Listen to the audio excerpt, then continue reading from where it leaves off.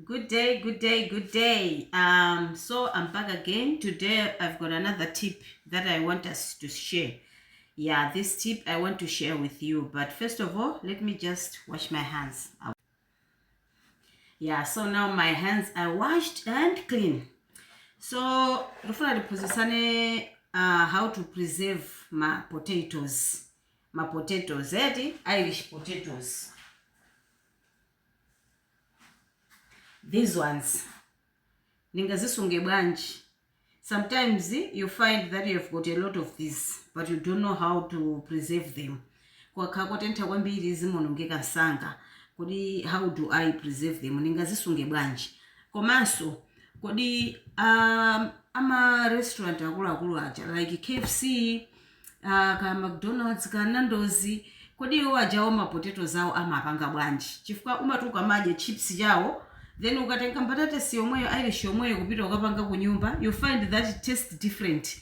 Yawe ija imamveka ngati ili ndikaufa yonje yomveka bwino kuti imakhala bwanji. I want to teach you their secret. Yeah. So you take your potatoes and peel them. Let me just peel one because I've got a lot that I've already peeled. So I'll just use this one as an example. Kama use a peeler, use the peeler. In a peeler ndimayona kuchedwesa. I use a knife. So I'll just peel one. Here we are, done. Then I'll take this and I'll cut it. The size that I want. Yeah. You see? This. Then nditenga ndidula mapisi amene ndikufuna size yake ya zakalopanga chips. So ndidula mapisi a size ya amene ndikufunira. Ndiye I'll cut it and I'll show you.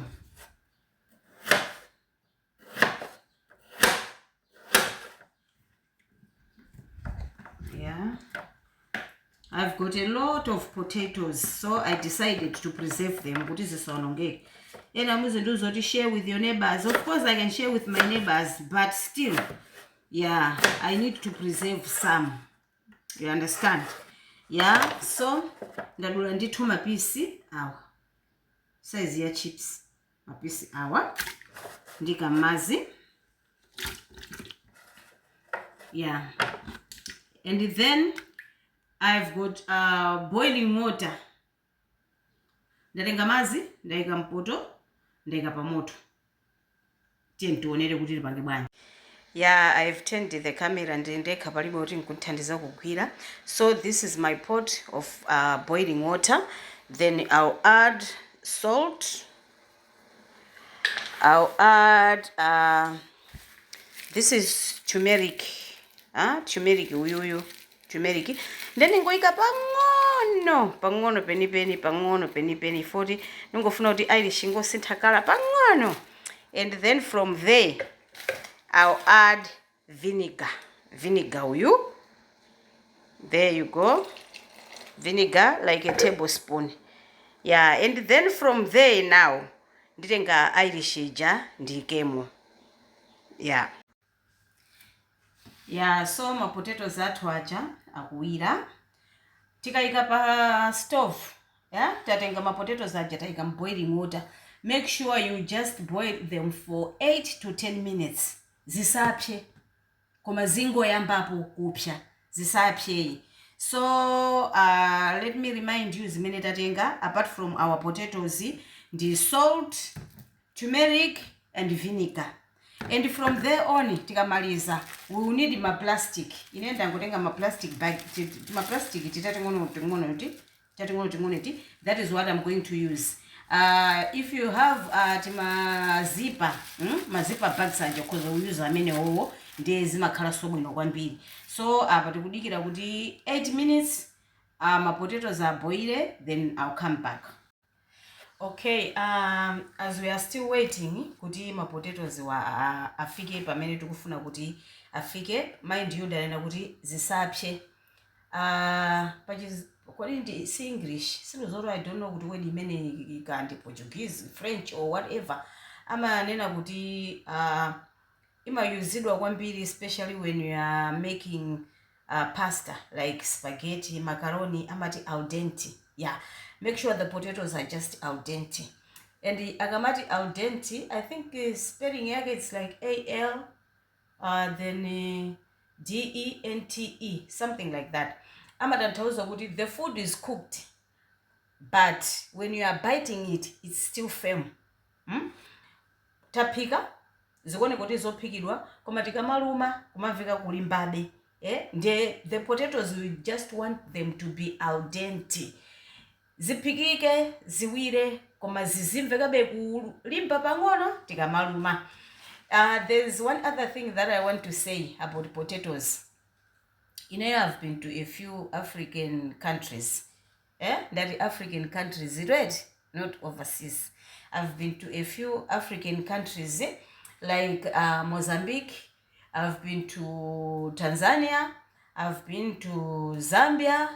I've been to born and raised Zimbabwe, and then here in South Africa. Out of these 5 countries,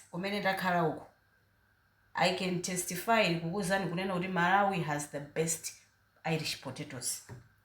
Malawi, we have the best Irish potatoes. Ma potatoes aku Malawi amatika, whether you boil them, amapezeka kuti ali ndi ufa. Whether you deep fry them, amapezeka kuti ali ndi ufa. Pamene ma potatoes amaiko enawa, kose kundakhalipanga test ma chips. Ma potatoes amaiko enawa amati ukamapanga fry,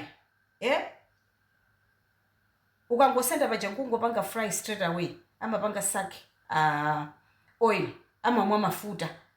Pamene ma potatoes aku Malawi samwa mafuta, umangokazinga nkutulutsamo mafuta muja kumadya koma akoneka aufa. Guys, in Malawi we've got the best potatoes. Yeah, I just wanted to say that in Malawi we have got the best potatoes. Out of the countries that I visited in I can testify kuti ku Malawi we have got the best potatoes. Yeah, let's keep waiting for the potatoes to be al dente, then I'll come back. I'm not an English teacher, a French teacher, but I know that word. Al dente means that the food is cooked, but it's still firm. Let's keep waiting for the potatoes to be al dente. So tipange continue apa, as you can see, ndangotsuka bwino musinkimu, and then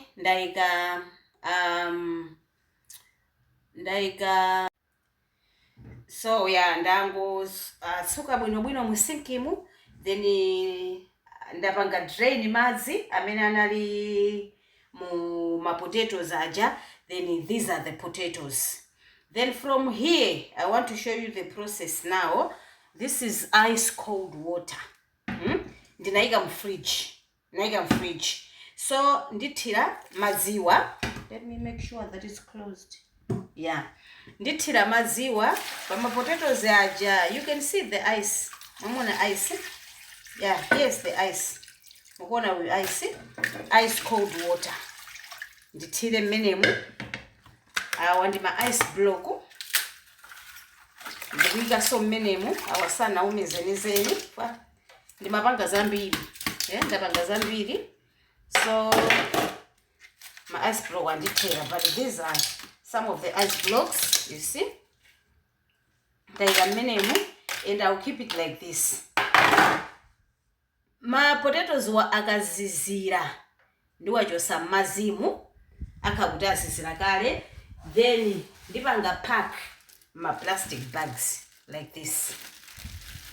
After I pack them like this, ndikapanga freeze, ndikaika mu freezer, then ndikapanga freeze.